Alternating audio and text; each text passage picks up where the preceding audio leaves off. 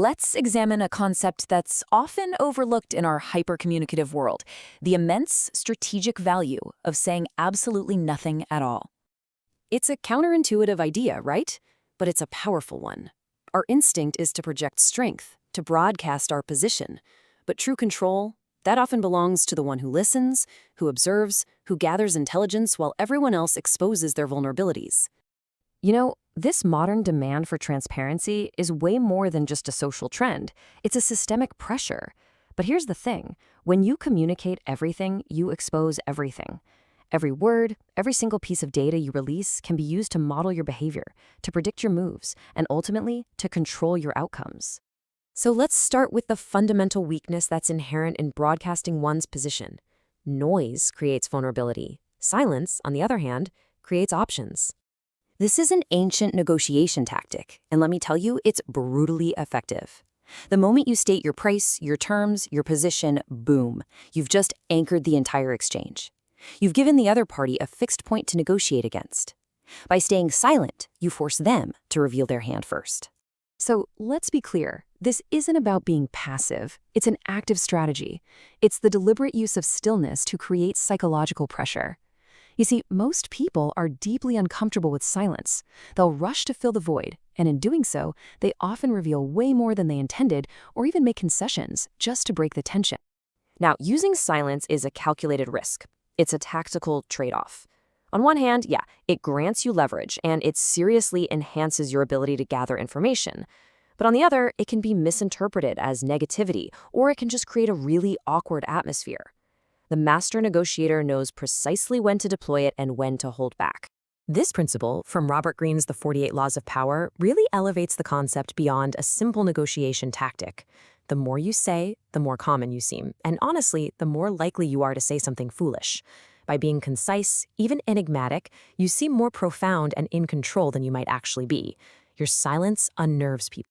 This concept scales up from just a simple tactic to a complex, multi-agent strategy. We're now entering an environment where information isn't just leverage, it's everything. Okay, think of a game like Werewolf. It's a perfect little microcosm of information warfare. You've got a small, hidden group, the werewolves, and they have to eliminate an uninformed majority, the villagers. The werewolves' only advantage is that nobody knows who they are. Their survival depends entirely on their ability to conceal that identity. So when an AI was trained to play this game, its strategic logic was just cold and clear. Silence was a primary directive. Why? Because by not speaking, it could sow discord, it could gather intelligence just by watching others, and most importantly, it could avoid drawing any attention to itself. It became a blank slate, completely impossible to read. So concealment isn't just an absence of speech, it's an active skill. It's about hiding your true intentions to survive and to win. In these kinds of systems, being transparent is basically the same as painting a target on your back. All right, now we scale this principle up to the highest level of strategic competition, the contest between great powers on the world stage. There's a critical difference between the appearance of victory and the reality of it. Being seen to win is often about making the most noise, about public declarations and big celebrations. But actually winning, that's about the quiet, deliberate advancement of your strategic interests. And sometimes those two things are mutually exclusive. Think about it. When the Berlin Wall fell and the Soviet Union was collapsing, President George H.W. Bush was criticized for his muted response. He refused to give some triumphant speech or dance on the wall. He understood that a loud celebration would have just provoked a hardline response, maybe even jeopardizing a peaceful transition. He chose strategic silence to secure the actual win. This all brings us to a deeper, more philosophical question. We've seen how silence works. But why is our modern society so hostile to it? Why this obsession with transparency? The philosopher Byung-Chul Han offers a pretty chilling critique. He argues that this relentless demand for transparency, it isn't really about fostering trust. It's about enabling control.